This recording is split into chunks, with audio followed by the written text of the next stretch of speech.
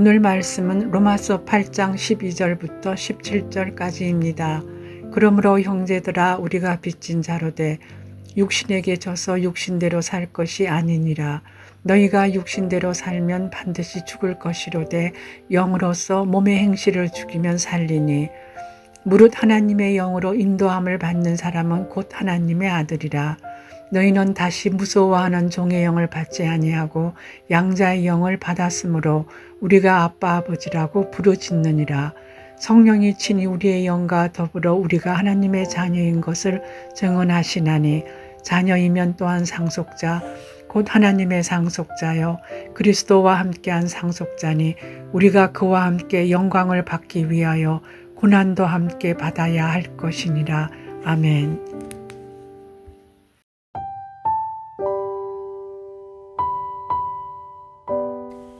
바울은 우리가 예수 그리스도로 말미암아 사망의 자리에서 생명의 자리로 옮겨졌다고 말합니다. 맞습니다. 우리는 스스로 한 것이 아무것도 없습니다. 오직 전적으로 예수님의 은혜로 우리는 죽음에서 생명으로 옮겨짐을 당했습니다. 그래서 바울은 우리가 빚진 자라고 말합니다. 여기서 빚진 자로 사용된 헬라어 단어 오페이레테스는 의무가 있는 사람, 채무자라는 뜻입니다. 무엇인가를 지불해야 한다는 의미가 아니라 이미 은혜를 입은 자로서 마땅히 살아야 할 삶의 방향과 의무가 있다는 뜻입니다. 우리는 우리의 노력이나 준비로 구원을 얻은 것이 아니라 하나님께서 과거, 현재, 또 미래의 모든 죄의 문제를 예수님을 통해 해결해 주셨습니다.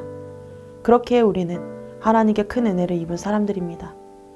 그 은혜에 대한 우리의 의무는 하나님께 무엇을 바치라는 요구가 아닙니다.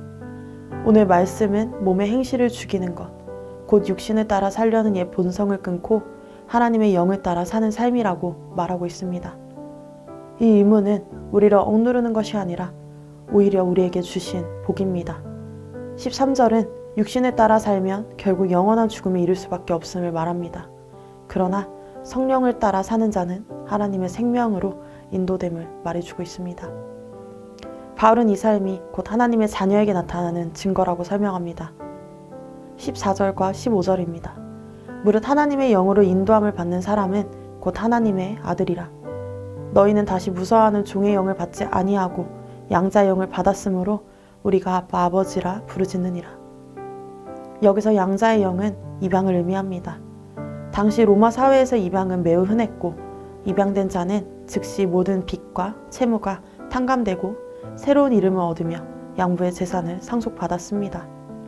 동시에 양부의 책임을 함께 지고 양부를 기쁘게 해야 하는 새로운 의미를 가지게 되었습니다.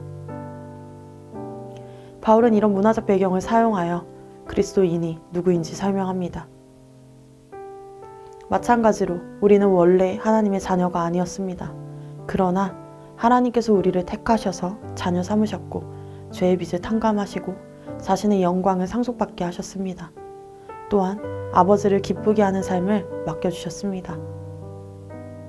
하나님을 기쁘게 하는 삶은 무엇일까요? 바로 오늘 말씀을 통하여 우리에게 말합니다.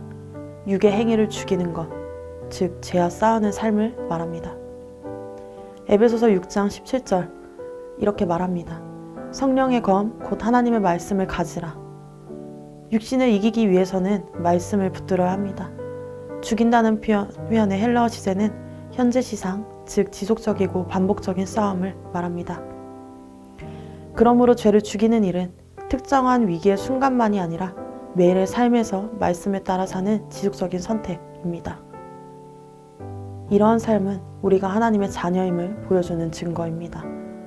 우리가 구원을 얻기 위해 싸우는 것이 아니라 이미 자녀이기에 싸우는 것입니다. 또 자녀이기에 아버지를 사랑하고 자녀에게 아버지와 함께하는 삶이 기쁜 것입니다. 하나님은 우리를 종으로 부르지 않으셨습니다. 주인을 두려워하며 억지로 복종해야 하는 관계가 아니라 사랑과 신뢰로 아버지께 순종하는 자녀로 우리를 부르셨습니다. 그래서 하나님은 우리의 연약함과 고통을 아시고 성령을 보내주셔서 죄와 싸우도록 도우시고 인도하시고 또 함께하게 하셨습니다. 또한 우리에게는 자녀로서 받는 특권이 있습니다. 우리가 육신의 죄와 싸우는 이 치열한 삶은 하나님이 예비하신 영광으로 나아가는 과정이라는 확신입니다. 17절은 우리가 그리스도와 함께 영광을 받기 위해 고난에도 참여한다고 말합니다. 고난은 끝이 없는 것이 아니라 영광으로 이어지는 길입니다. 갈라디아서 2장 20절에서 21절은 이렇게 말합니다. 내가 그리스도와 함께 십자가에 못 박혔나니 그런즉 이제는 내가 사는 것이 아니요 오직 내 안에 그리스도께서 사시는 것이라. 이제 내가 육체 가운데 사는 것은 나를 사랑하사 나를 위하여 자기 자신을 버리신 하나님의 아들을 믿는 믿음 안에서 사는 것이라. 내가 하나님의 은혜를 패하지 아니하노니 만일 의롭게 되는 것이 율법으로 말미암으면 그리스도께서 헛되이 죽으셨느니라.